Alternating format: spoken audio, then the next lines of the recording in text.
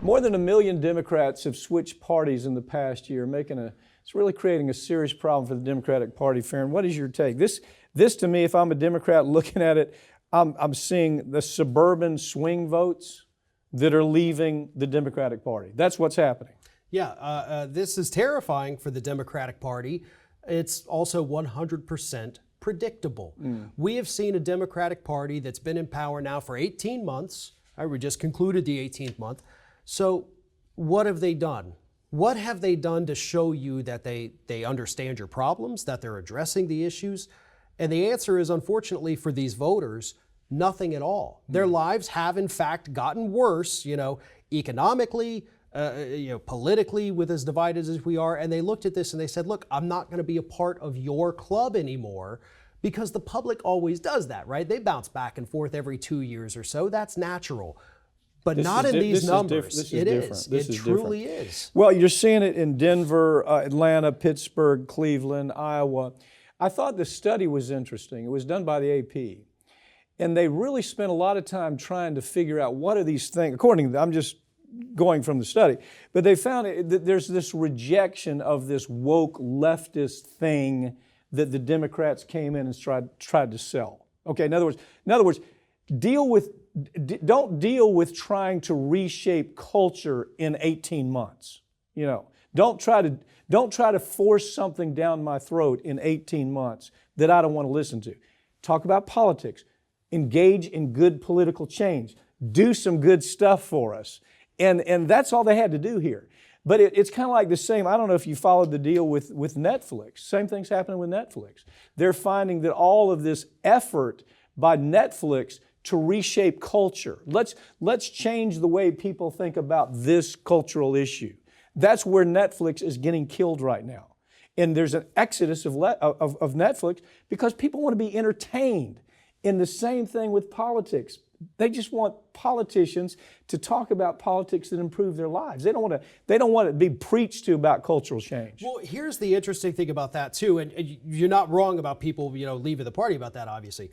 But the Democrats are not actually pushing that. What's being pushed is the Republicans pretending that the Democrats are pushing this, and then trying to, and not trying, they are passing all of this culture war legislation, addressing problems that aren't actually real, but the legislation now creates a lot of problems. So in other words, it's not... It's a messaging issue the Democrats failed.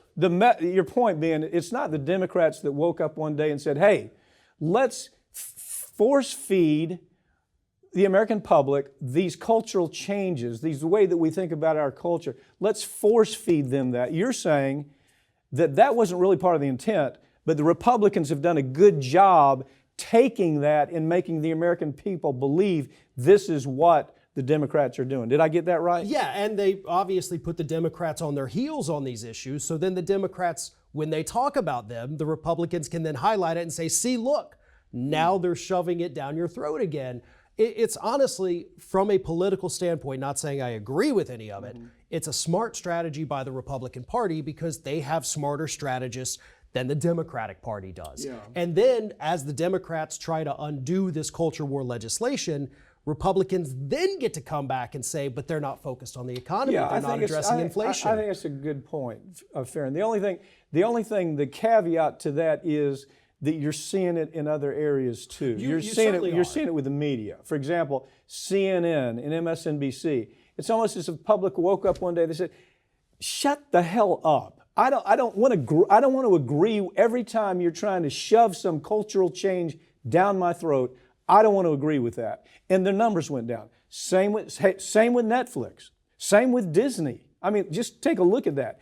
But I really do buy into your idea that maybe it didn't originate from a political standpoint with the Democrats, that the Republicans have just been damn smart in making it look like that. Right, and like I said, once they get the Democrats to have to address these issues, then the Republicans go out there like they are right now. You look on social media, the Republicans are saying, listen, Democrats are all focused on the Roe decision, and they're not talking about inflation. That's hurting you and your family at home.